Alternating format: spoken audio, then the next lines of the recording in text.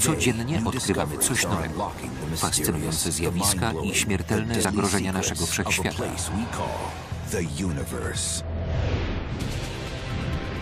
Układ Słoneczny. Jak wyłonił się z międzygwiezdnego chaosu? Wszyscy powstaliśmy z pyłu i gazu. Obecne Słońce i planety kryją tajemnicę swojego powstania z chaosu cząstek zbyt małych, byśmy je zauważyli. Ślady naszej przeszłości są dookoła nas. Czy potężne siły, które stworzyły Układ Słoneczny, są powszechne we Wszechświecie? Czy może my jesteśmy wyjątkowi? Układ Słoneczny najwyraźniej zalicza się do niezwykłych.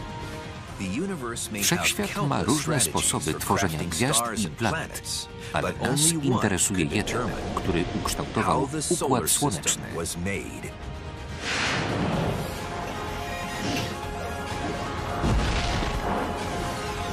Kosmos. Tajemnice Wszechświata. Jak powstał Układ Słoneczny?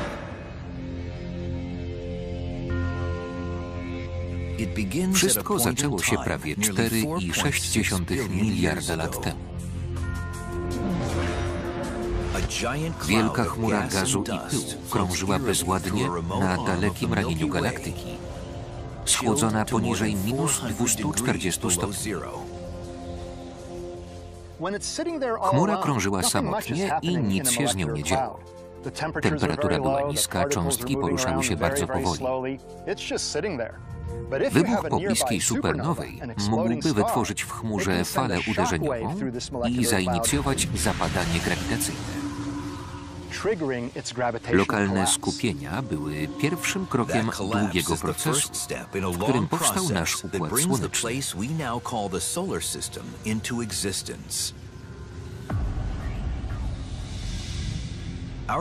Dziś prześledzimy pierwsze 700 milionów lat, erę, w której Układ Słoneczny się ukształtował i ustabilizował. Zacznijmy jednak od obecnego stanu Słońca i planet. Ślady naszej przeszłości są dookoła nas. 4 planety w wewnętrznej części Układu Słonecznego są kamienno-metalowe, a 4 w zewnętrznej to gazowe olbrzymy. Niewątpliwie powstawały różnie, a to klucz do zrozumienia, skąd się wzięliśmy.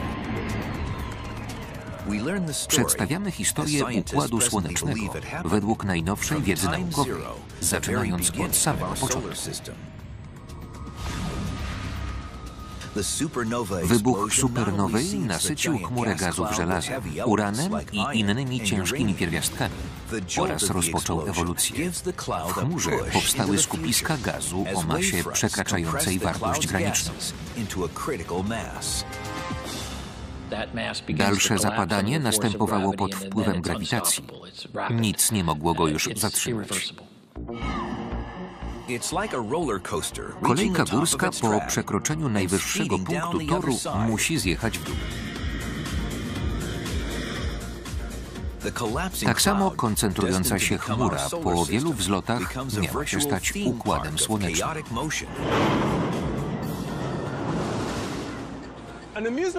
Parki rozrywki to świetne miejsce, by doświadczyć zachowań występujących w młodym Układzie Słonecznym. Działa grawitacja, są zderzenia, pęd i siły. Wszystkie oddziaływania z początków Układu Słonecznego znajdziemy w różnych instalacjach. Pojawiające się siły przyspieszały zapadanie się chmury, a gaz i pył tworzyły lokalne skupiska. Każde mogło stać się miejscem narodzin gwiazdy. Gdy wielka pierwotna chmura materii zaczęła się zapadać, jednocześnie powstało wiele zarodków gwiazd i układów planetarnych. Słońce miało liczne rodzeństwo, które narodziło się równocześnie. Pierwsza faza powstawania Układu Słonecznego niczym się nie wyróżniała. Dziś możemy obserwować taki sam proces w gwiazdozbiorze Oriona, gdzie obłok molekularny ciągnie się na setki lat świetlnych. Gdzieniegdzie w skupiskach materii tworzą się gromady młodych gwiazd, ogrzewających otaczający je gaz.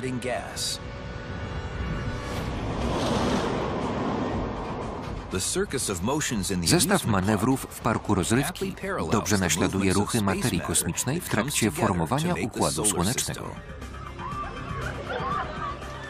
Najpowszechniejszy jest ruch wirowy. Tak działa karuzela. Gdy przedgwiazdowa chmura się zapada, uwidacznia się jej ruch obrotowy istniejący od chwili jej powstania. Wiruje cała droga mleczna i każda jej część. Wszystkie obiekty krążą wokół siebie. To także istota powstawania gwiazd. Dalsze procesy przypominają łyżwiarkę w piruecie. Gdy składa ręce, obraca się szybciej. Gdy grawitacja gromadzi chmurę gazu, ta nie tylko obraca się szybciej, lecz w nieunikniony sposób formuje dysk.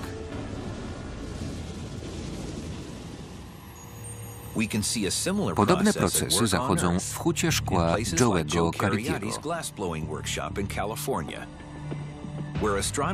Astronom Laura Denley obserwuje, jak się formuje szkło. Zaczyna się od rozżarzonej masy. Wprawiam stygnące szkło w ruch wirowy. Spłaszcza się, ponieważ plastyczne szkło nie jest rozciągane w kierunku osi obrotu, a prostopadle do niej musi się przeciwstawiać siłom bezwładności. Podobnie w Układzie Słonecznym planety powstawały w jednej płaszczyźnie. Ta tarcza jest jak Układ Słoneczny. Przypomina trochę elipsę. Nasz układ jest symetryczny, ale szkło rozłożyło się nierówno. W takiej sytuacji powstałby podwójny układ gwiazd z brązowym karłem lub bardzo masywnym superjowiszem.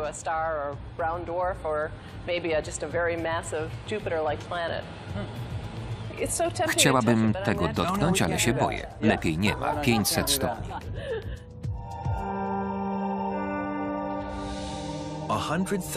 100 tysięcy lat po rozpoczęciu procesu prawie cała chmura się zapadła. W środku przyszłego Układu Słonecznego rozjaśniała młoda protogwiazda. Protogwiazda to najwcześniejsze stadium ewolucji gwiazdy. Wciąż się zapada, z czego czerpie energię do świecenia. Wskutek kurczenia się jej temperatura rośnie. Jeszcze nie zachodzą w niej reakcje jądrowe, jak w dojrzałych gwiazdach. Młoda protogwiazda wchłania dysk gazu i pyłu, tworzący mgławicę. Większość materii stanie się Słońcem. Z pozostałości powstaną planety, księżyce, planetoidy, a nawet nasze ciała, czyli puch marny w astronomicznej skali.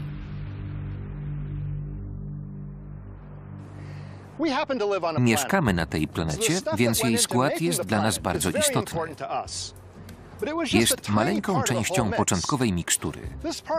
Ten parking uzmysłowi, jak mało. Słońce stanowi 99,85% łącznej masy Układu Słonecznego. Na parkingu jest 500 samochodów, więc mój odpowiada temu, co po powstaniu Słońca pozostało. Planety, asteroidy i księżyce. Sama Ziemia może być kołem zapasowym. Taka jest mała. Milion lat od chwili startu okazało się, że Układ Słoneczny posegregował materiał na planety.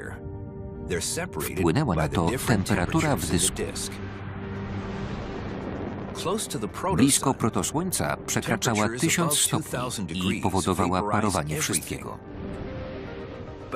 8 milionów kilometrów dalej przebiegała linia skał, za którą było dość chłodno, by metale i minerały zakrzepły. Dalej leży linia lodu przy izotermie minus 190 stopni.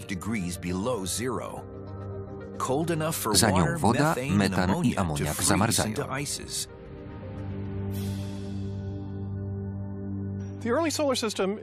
Młody Układ Słoneczny przypomina maszynę do waty cukrowej. Kathy Wu pokaże nam, jak się robi ten przysmak. Najpierw sypie kryształki cukru na grzejnik. Gorąca część jest w środku. Podobnie w Układzie Słonecznym Słońce znajduje się w środku i topi bliskie obiekty. Staje się coraz gorętsze i roztapia wszystko. Tak to działa. Widzimy mgławicę krążącą wokół Słońca. Wewnątrz wszystko jest stopione. Im dalej, tym jest chłodniej. Składniki schładzają się i krzepną w zimnej części Układu Słonecznego. W centrum krąży gaz, dalej ciała stałe. Właśnie tak wyglądały wczesne protoplanety. Zaczęły zbierać materię jak patyk watę cukrową. Rosły coraz bardziej, łącząc kolejne maleńkie kryształki. Tutaj cukru.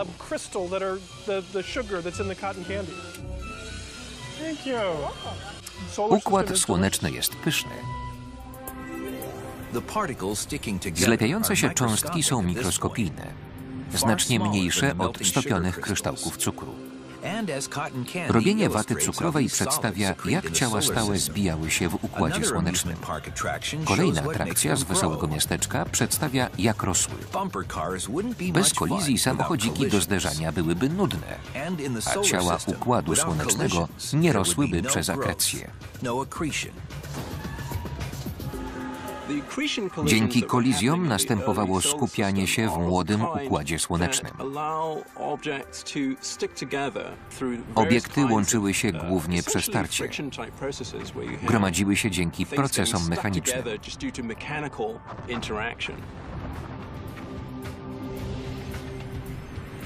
W wewnętrznej części Układu Słonecznego drobinki pyłu krążące wokół młodej gwiazdy stopniowo zbijały się w małe kosmiczne kulki na skutek przypadkowych kolizji. Na obrzeżach układu proces przebiegał zupełnie inaczej. W kosmicznym mgnieniu oka powstały wielkie planety.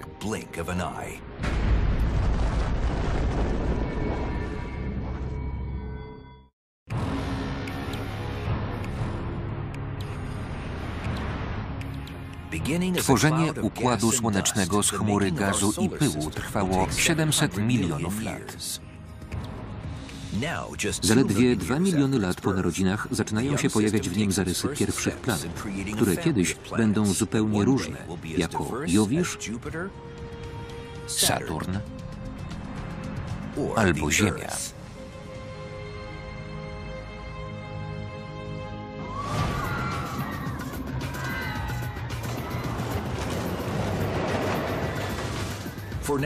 W tym okresie są skupiskami materii pędzącymi kolejką górską przez chaotyczną słoneczną mgławicę.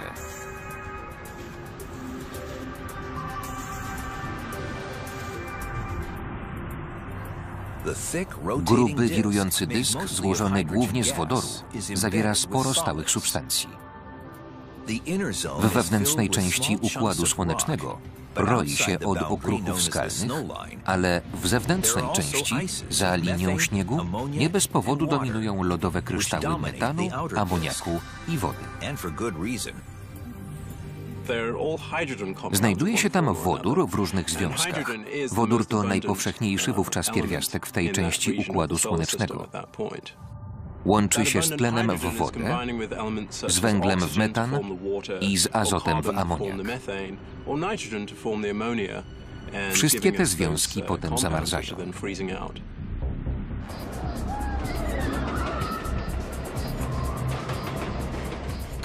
Nieustanne zderzenia i zawirowania sprawiły, że drobinki pyłu i lodu łączyły się przez tarcie i przyciąganie elektrostatyczne, aż zaczęło dominować ciążenie. Tak powstały planetozymale.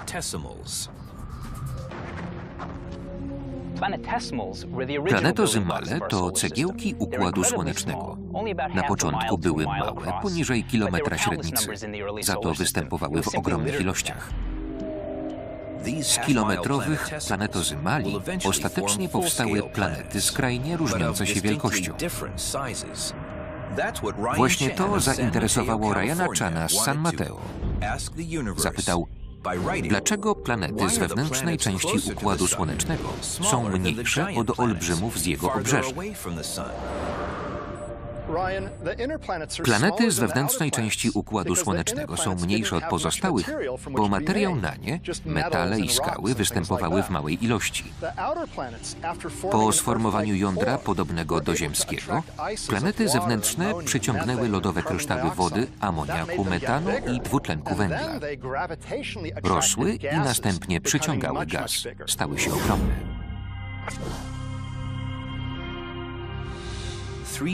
Po 3 milionach lat planetozymale połączyły się w większe obiekty, tak zwane protoplanety. Z planetozymali powstały protoplanety. Były większe, porównywalne z naszym Księżycem. Tuż za linią śniegu, gdzie dominuje lód, chmary protoplanet gwałtownie zderzały się i zlepiały w planety. Przez 3 miliony lat powstawał lodowy glob, przyszły olbrzym Układu Słonecznego. Młody Jowisz. Zanim Jowisz stał się olbrzymem, był superziemią o masie 10 do 15 razy większej niż ona. Młody skalno-lodowy Jowisz wciąż rósł. W punkcie krytycznym ostatnia protoplaneta uderzyła w jego powierzchnię.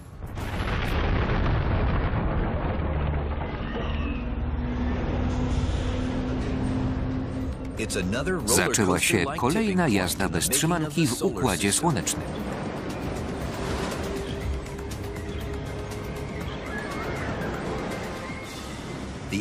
Przyrost masy wypchnął Jowisza na krawędź układu, gdzie stał się grawitacyjnym tyranem.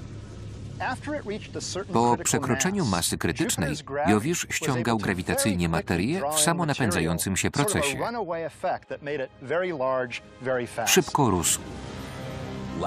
Niczym kosmiczny odkurzacz Jowisz wciągnął cały gaz w swojej okolicy, rosnąc do 90% obecnej wielkości, zaledwie w 100 000 lat.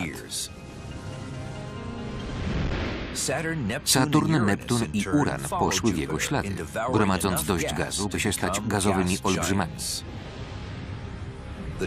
Nagły wzrost masy planety kosztem materii z dysku wokół gwiazdy nie jest niczym niezwykłym.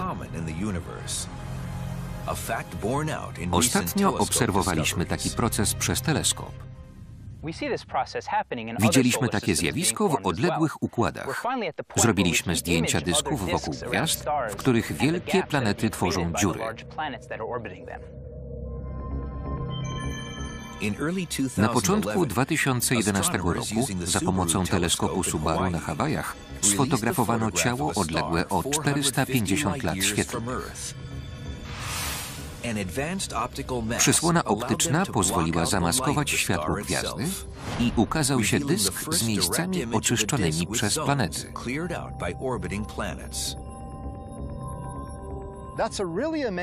To niesamowite zdjęcie pokazuje w dużej rozdzielczości dysk pyłu i gazu wokół gwiazdy. Jego wewnętrzne obszary są poorane przez jedną lub kilka planet. To one przyciągnęły część pyłu, a resztę odrzuciły na bok. 3 miliony lat później Jowisz i Saturn zaczęły rządzić wśród planet.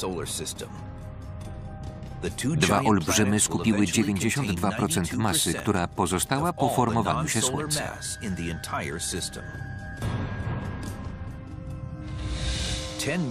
10 milionów lat od początków Układu Słonecznego praktycznie nie było w nim wolnego gazu. Zebrany wodór i hel umożliwiły szybki wzrost Jowisza i Saturna. Silny wiatr słoneczny młodej gwiazdy wyrzucał swobodny materiał poza Układ Słoneczny. Jowisz i Saturn zdążyły wcześniej zebrać część tej materii i dziś są największe. Uran i Neptun nieco się spóźniły i nie dorównują poprzednikom. Przed odrzuceniem pyłu i gazu Układ Słoneczny był zasłonięty dla Wszechświata. Nawet gdy planety już rosły, światło Słońca nie potrafiło przebić się przez gęsty dysk. Początkowo światło docierało tylko kilka razy dalej niż krąży Ziemia. Dalej panowała ciemność, Słońce było niewidoczne. Co by zobaczyli kosmici, obserwując Układ Słoneczny z daleka? To samo, co my przez teleskop kosmiczny Hubble'a w dyskach protoplanetarnych w strefie powstawania gwiazd odległej o 1350 lat świetlnych. Zależnie od położenia tarczy widać co innego. Patrząc wzdłuż osi obrotu, ujrzymy gwiazdę otoczoną kręgiem. Z profilu można zaobserwować tylko chmurę pyłu zasłaniającą gwiazdę i jej światło.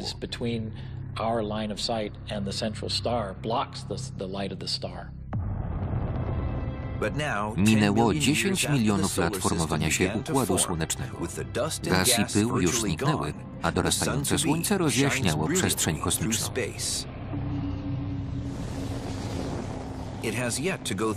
Musiało jeszcze zakończyć ewolucję, bo jego światło było osobliwe, inne niż to, które widzimy. Jego widmo było zupełnie inne. Wysyłało już mnóstwo energii, ale było bardziej czerwone. Barwy w młodym Układzie Słonecznym nie przypominały obecnych. Żółto-pomarańczowa protogwiazda była wrzącym kotłem. Wnętrze niektórych skupiających się chmur ledwo się zajarzy jako brązowy karzeł.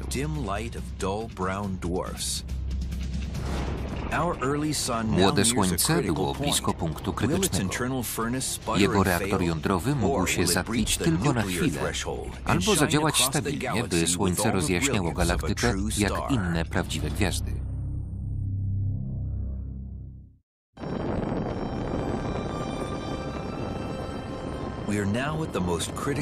Dotarliśmy do decydującej chwili w dziejach Układu Słonecznego. W wieku 50 milionów lat protogwiazda i jej planety były 100 razy młodsze niż obecnie. W wielu układach gwiazdy mają za małą masę, by się w pełni rozpalić. Słońce nie podzieliło ich losu. Zgromadziło dość ciepła i ciśnienia, by w jądrze ruszyły reakcje syntezy jądrowej.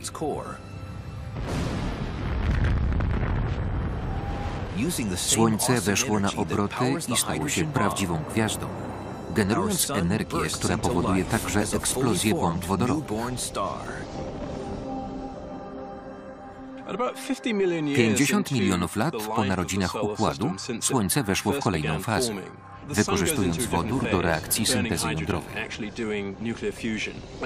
Od tej chwili stało się gwiazdą w pełnym tego słowa znaczeniu. Łączenie jąder utrzyma Słońce przy życiu przez długie lata. Będzie nieustannie świeciło 10 miliardów lat, zapewniając warunki dla życia na Ziemi.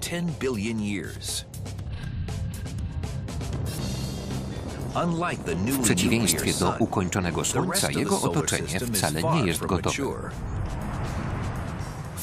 40 milionów lat wcześniej zamrożone gazowe olbrzymy leżące za linią śniegu przestały rosnąć i się ustabilizowały. W gorącej wewnętrznej części Układu Słonecznego, gdzie nie ma gazów i dominują skały, wciąż panuje chaos. Gdy Słońce dojrzało, protoplanety krążące blisko niego próbowały rosnąć, zderzając się i łącząc swoje masy, by stać się 4 planetami wewnętrznej części Układu Słonecznego. Wewnątrz orbity Jowisza pozostała wąska strefa, w której dominują planetozy małe, a protoplanety są rzadkie. Jest to pas planetoid, gdzie grawitacja Jowisza uniemożliwia tworzenie się planet. Jowisz jest największą z planet, więc najsilniej oddziałuje grawitacyjnie. W młodości przechodził przez rejon obecnego pasa planetoid. Przyspieszał planetozy małe tak, że rozbijały się zderzając. Odtworzymy taką kolizję z pasa planetoid. Nie użyjemy prawdziwych skał, bo nie możemy ich odpowiednio rozpędzić. Weźmiemy lekkie skały pomysłu Ryana Johnsona, speca od efektów specjalnych. Co to za sztuczne asteroidy? Przygotowałem je z gipsowej pianki. Takie rekwizyty udają w filmach prawdziwe głazy. Gdy chcemy pokazać, jak zawala się coś twardego, sięgamy po ten materiał. Ładnie pęka i się kruszy. Przygotowałem wielką bryłę, nasz model asteroidy. Mam dwie. Rozpędzimy je, by zderzyły się jak prawdziwe. Jak szybko muszą lecieć, by się rozbiły? Zrzucimy jedną na drugą ze sporej wysokości. Właśnie takiej. Spróbujmy.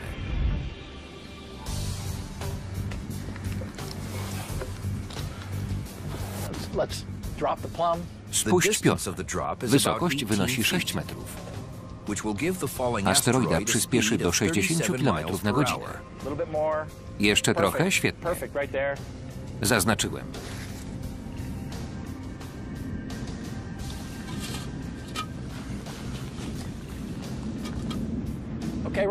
Gotowy do zrzutu. Trochę wieje, ale spróbujmy.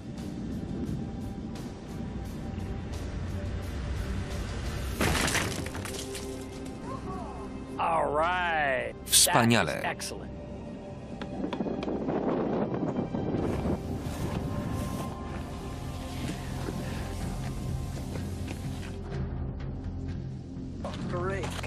Udało się.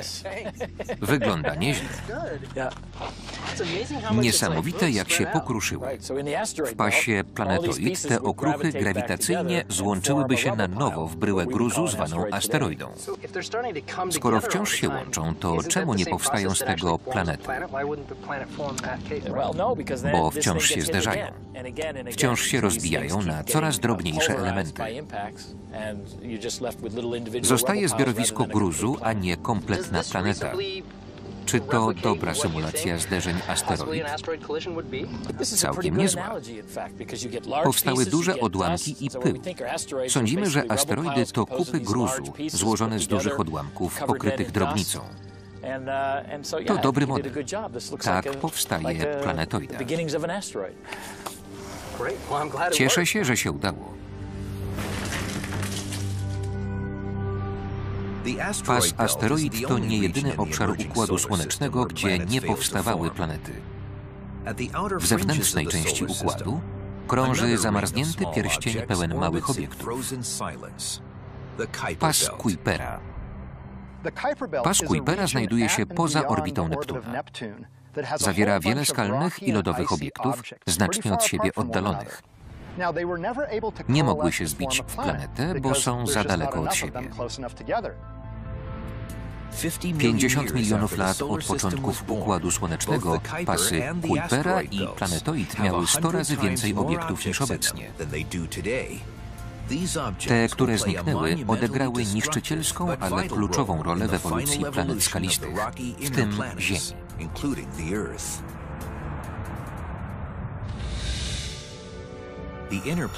Planety wewnętrzne tworzyły się znacznie dłużej niż gazowe olbrzymy za granicą lodu. Po 75 milionach lat proces prawie dobiegł końca.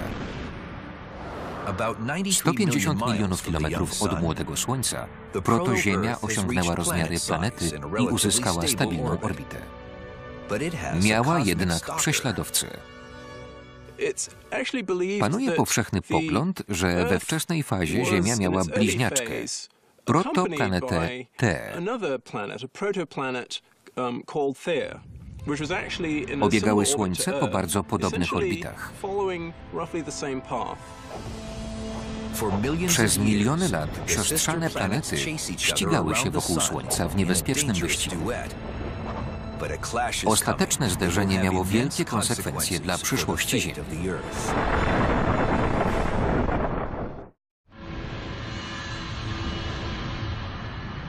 Prześledziliśmy pierwsze 80 milionów lat powstawania Układu Słonecznego od zapadnięcia się chmury gazu. Planety wewnętrzne zostały już ukształtowane. Ziemi, na której kiedyś zakwitnie życie, grozi kataklizm, który może przynieść przedwczesną, gwałtowną śmierć. Przez miliony lat śledziła ją protoplaneta Terra. Dwa globy poruszały się po bliskich orbitach, stopniowo zmniejszając dystans. Wreszcie Ziemia i Thea zderzyły się ze sobą.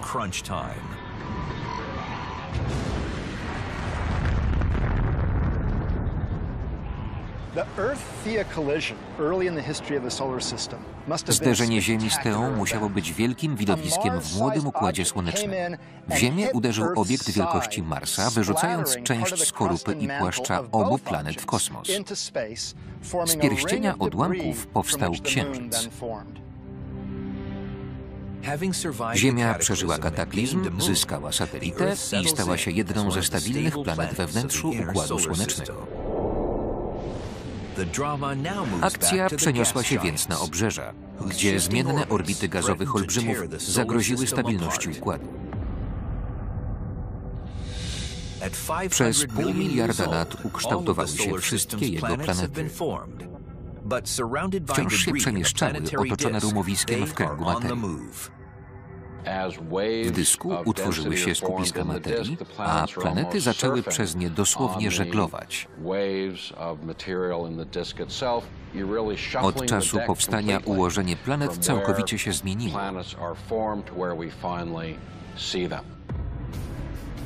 Na początku trzy najbardziej zewnętrzne planety były znacznie bliżej Słońca. Neptun krążył wewnątrz orbity Urana, inaczej niż obecnie. Co więcej, w pasie planetoid i Kuipera było 100 razy więcej materii niż teraz.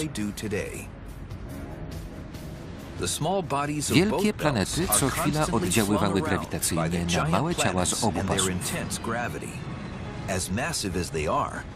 Przy każdym zbliżeniu olbrzymy ciskały planetozymalami na różne strony i same się nieco przesuwały.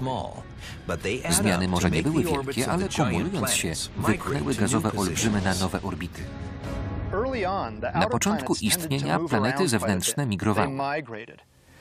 Saturn, Uran i Neptun wysyłały planetozymale ku Słońcu, a same oddalały się od niego. Jowisz zaś wyrzucał planetozymale na zewnątrz, nawet poza Układ Słoneczny, samemu zbliżając się do Słońca. Skąd się wzięły te przesunięcia do i od Słońca? Wynikają z zasady zachowania energii. Gdy planeta odbija planetozymal, sama musi nieco zwolnić, żeby całkowita energia była stała. Dodając energii planetozymalowi, który odlatuje na zewnątrz, sama musi się zbliżyć do Słońca. Traci energię, więc przyhamowana przechodzi na ciaśniejszą orbitę.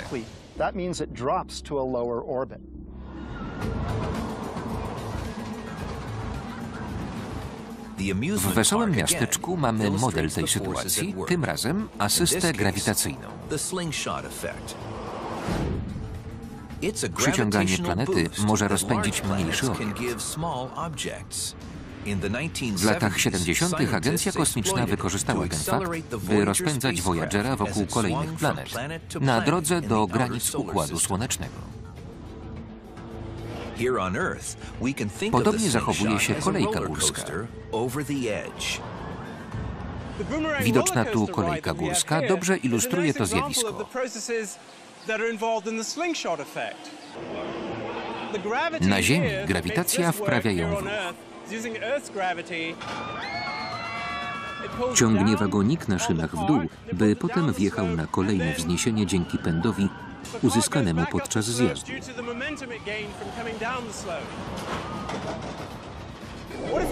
Dodajmy tu Jowisza. Jego masa też przyciąga wagonik, ale ten go okrąża, nie spadając na niego. W tym momencie Jowisz daje mu dodatkową dawkę energii, także pojazd wyskoczy jeszcze wyżej, może nawet w kosmos.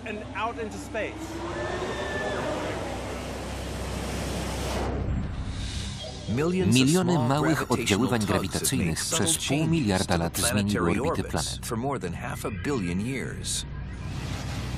Na Ziemi i innych młodych globach mogły nawet panować warunki sprzyjające życiu. Jeśli powstały tam organizmy, na pewno zginęły, gdy Jowisz i Saturn osiągnęły rezonans orbitalny. Jowisz i Saturn w rezonansie orbitalnym przemeblowały Układ Słoneczny w 1 000 000 lat, czyli w krótką chwilę w jego dziejach.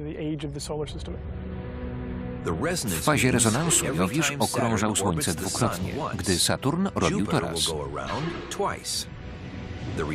Regularnie spotykały się w tej samej strefie, potęgując grawitacyjny wpływ na otoczenie.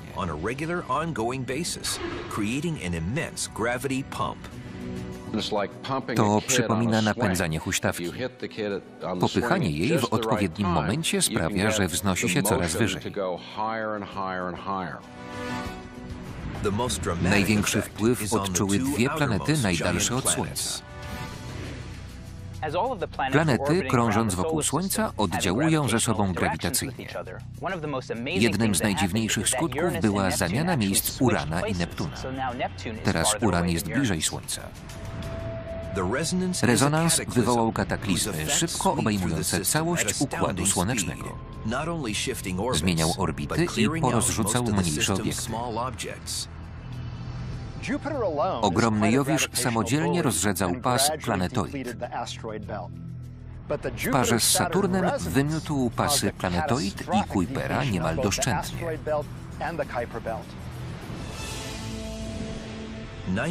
Z pasów planetoid i Kuipera ubyło 99% ciał. Większość opuściła Układ Słoneczny, ale część wyruszyła do jego centrum.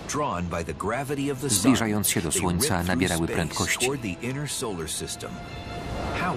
Jakim cudem planety wewnętrzne, w tym Ziemia, uniknęły zagłady?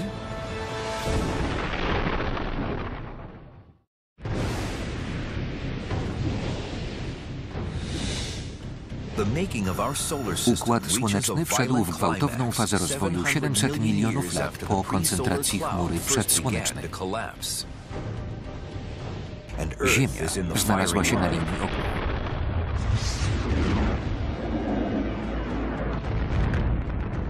Połączone siły grawitacji Jowisza i Saturna urządziły planetom wewnętrznym i ich księżycom wielkie bombardowanie.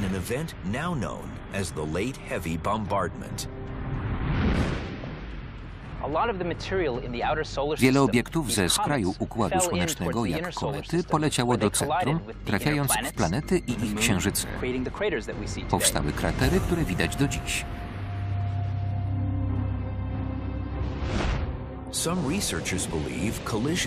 Niektórzy badacze przypuszczają, że zderzenia mogły kilkukrotnie wyjałowić Ziemię. Życie powstawało, ginęło i musiało się odradzać od nowa. Upadek kosmicznych obiektów, choć niezwykle groźny, przynosił także korzyści.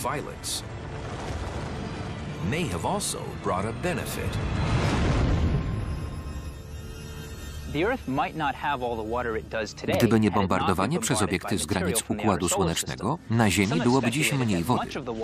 Przypuszcza się, że jej większość trafiła na planetę jako pociski podczas wielkiego bombardowania.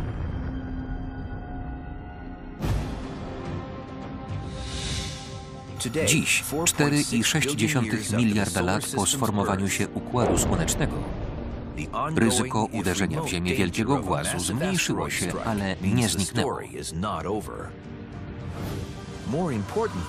Wciąż docierają drobne meteoroidy, które odnajdujemy jako meteoryty. Badając je, poznajemy budowę Układu Słonecznego w czasie jego powstania. Oto kawałek meteorytu z Allende. Pochodzi ze skały, która spadła w Meksyku koło wsi Allende w 1969 roku. Zawiera wtrącenia wapniowo-glinowe. To te białe ziarna na powierzchni. Skała jest najstarszym minerałem w Układzie Słonecznym. Potwierdziliśmy to datowaniem radiometrycznym. W laboratorium Uniwersytetu Kalifornii kosmochemik Ed Young bada maleńkie próbki z pradawnego meteorytu. W środku jest duży biały kawałek. Chcemy go wyciąć. Precyzyjne lasery skierowane na próbkę wycinają otwory o średnicy ludzkiego włosa. Pobrane izotopy promieniotwórcze pełnią rolę atomowych kalendarzy. Na początku 2011 roku kosmochemicy z podobnego laboratorium na Uniwersytecie Arizony określili wiek meteorytu z Afryki Północnej na 4,5682 miliarda lat. To najstarsza skała znaleziona na Ziemi, starsza od niej samej. W sierpniu 2011 roku sonda Dawn dotarła do pasa planetoid, skąd pochodzi większość ziemskich meteorytów. Fotografie Westy, drugiej co do wielkości planetoidy, otworzyły nowy rozdział w historii Układu Słonecznego. Wyprawa Dawn dała nam pierwsze spojrzenie na miniaturowe planety, powstałe w czasie formowania się Układu Słonecznego. Od powstania w początkach dziejów Układu Słonecznego Vesta trwała bez wpływów atmosfery i zjawisk geologicznych, które przekształcały inne planety. Podobnie jak większe planety, Vesta ma wulkany i jądro, ale od 4,5 miliarda lat prawie się nie zmieniła. Dlatego jest skansenem Układu Słonecznego z najwcześniejszego okresu. Po roku krążenia wokół Vesty sonda ruszyła ku największej wśród planetoid, Ceres.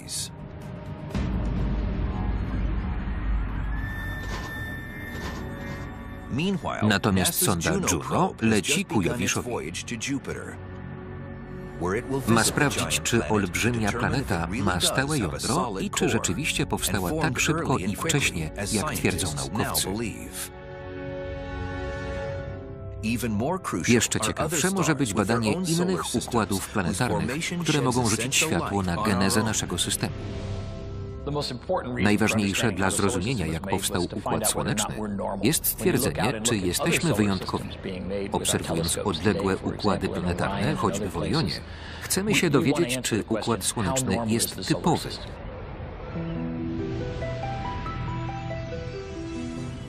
Uruchomiony w 2009 roku teleskop Keplera wskazał 1200 prawdopodobnych planet pozasłonecznych.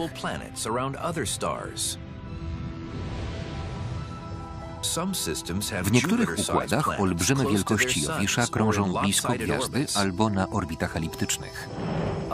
W innych zaobserwowano liczne małe planety w gorącej strefie blisko gwiazdy.